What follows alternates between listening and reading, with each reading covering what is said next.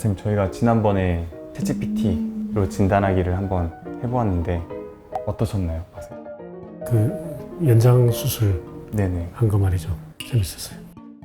그 이후로 박사님 따로 쓰신 적은 한 번도 없으시죠? 네, 쓰고 있어요. 이건 좀 의외의. 아니 그날 써보니까 너무 재밌어가지고 제가 생각했던 것보다 훨씬 똑똑한 것 같아서 네. 이것저것 대화를 해봤죠. 좀 어떤 대화를? 그 역사책을 읽다가 그쪽에 대해서 궁금한 거 이렇게 물어보면 대답 잘해주더라고요.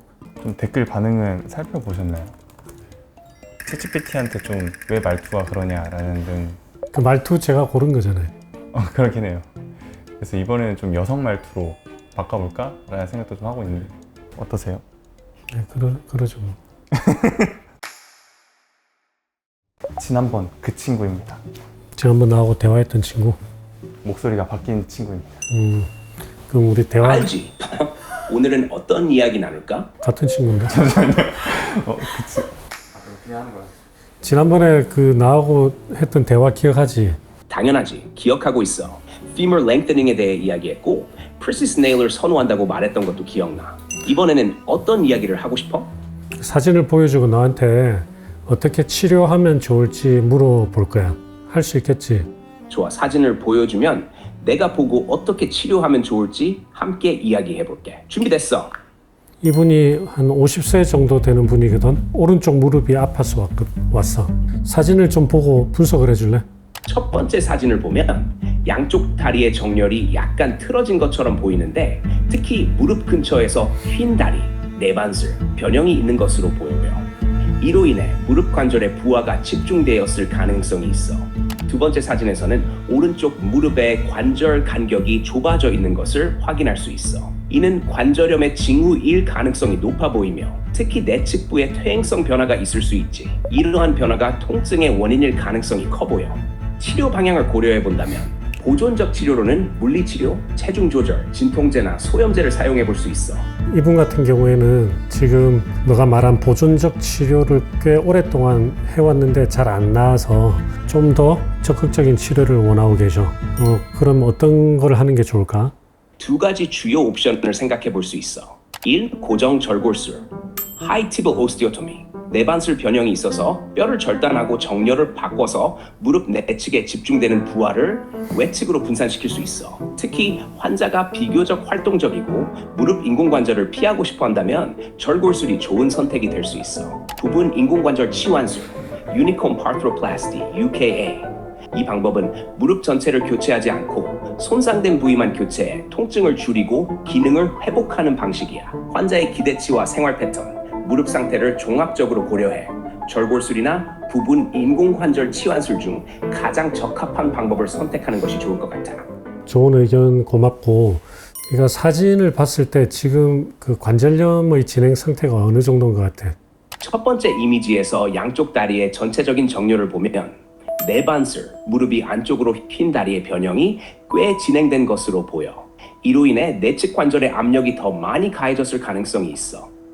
변형이 진행된 경우 관절염이 중기에서 말기로 진행되고 있을 가능성이 높아. 두 번째 이미지, 오른쪽 무릎 관절의 내측부 안쪽에 관절 간격이 매우 좁아져 있어. 이는 퇴행성 관절염의 중기 또는 말기로 볼 수 있어. 내가 너가 말한 것 중에 좀 다른 의견이 있는데 이야기를 해줄게. 일단 처음에 너가 다리가 많이 휘어져 있으면 관절염이 좀 진행을 많이 했을 수 있다라고 했는데 그건 그렇지 않지. 원래 다리가 많이 휘어진 사람들도 많이 있으니까 다리가 휘어졌지만 관절염이 없을 수도 있거든.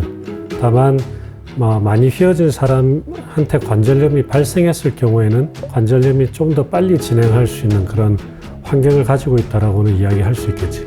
두 번째 사진을 보면 너가 거의 중기에서 말기 관절염 소견을 보인다고 했는데 내가 볼 때는 이 정도 사진이 말기까지라고 이야기하기는 좀 너무 심한 것 같고 초중에서 중 정도로 가는 그 스테이지의 관절염인 것 같아. 엑스레이상으로는. 네 생각은 어때? 네가 말한 대로 다리의 키 꼭 관절염의 진행 상태를 의미하지 않는다는 점은 맞아. 내가 처음에 좀 과하게 일반화한 것 같아. 그리고 두 번째 사진을 다시 보면 내 말이 맞는 것 같아. 연골 손상이 어느 정도 진행되고 있지만 완전히 소실된 상태는 아니므로 말기보다는 중기 관절염에 가까운 상태라고 보는 게 맞아. 조언 고마워. 관절염이 있는 환자한테서 O자 다리가 있는 경우하고 다리가 곧은 경우하고 비교를 해보면 이분처럼 O자 다리가 있는 경우에 관절염이 더 빨리 진행된다라고 이야기할 수 있어? 오자 다리, 내반슬류가 있는 경우 관절염이 더 빨리 진행된다는 문헌적 근거는 꽤 명확해. 특히 무릎 관절염이 있는 경우 오자 다리 변형이 있으면 관절염의 진행이 더 빠르게 일어날 가능성이 높다는 연구 결과들이 많이 있어.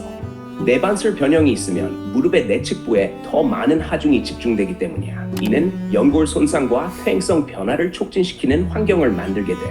반대로 다리가 일직선이거나 외반슬, 무릎이 바깥으로 온 경우일 경우 하중이 더 고르게 분포되기 때문에 관절염의 진행 속도가 느려질 수 있어. 방금 뒤쪽에 이야기한 거는 좀 수정을 해야 될 것 같은데 만약에 외반슬, X자 다리가 있는 경우에 무릎 바깥쪽에 관절염이 있으면 그분도 역시 마찬가지로 무릎 바깥쪽에 관절염이 더 빨리 진행하겠지. 외반슬 때문에. 맞아, 내 말이 정확해. 외반슬 다리 있는 경우 바깥쪽 외측 관절에 하중이 더 집중되기 때문에 외측 관절염이 더 빠르게 진행될 수 있어. 좋은 지적 고마워. 그래, 정확하게 이야기를 해줘서 고맙고 건강한 사람이 다리가 휘었을 때 다리가 곧은 사람보다 미래에 관절염이 발생할 확률이 더 높은가 말해봐. 문헌을 고찰한 결과를 기반으로 답을 해볼게. 연구에 따르면 다리 정렬이 관절염 발생에 영향을 줄 가능성은 존재해. 즉 오자 다리슬나 X자 다리 외반슬을 가진 건강한 사람들은 다리가 곧은 사람들에 비해 관절염 발생 위험이 약간 더 높을 수 있다는 증거들이 있어. 그 이유는 다리 정렬이 무릎 관절에 가해지는 하중 분포를 비정상적으로 만들기 때문이야.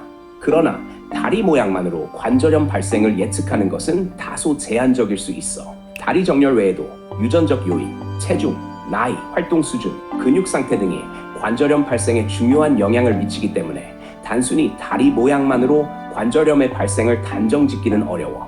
그래, 이 환자로 다시 돌아가자. 이 환자 케이스에서 하이티벨 오스테오토미나 아니면 부분 치환술 하는 게 좋겠다라고 했는데 둘 중에서 하나를 선택한다면 어떤 게 좋을까?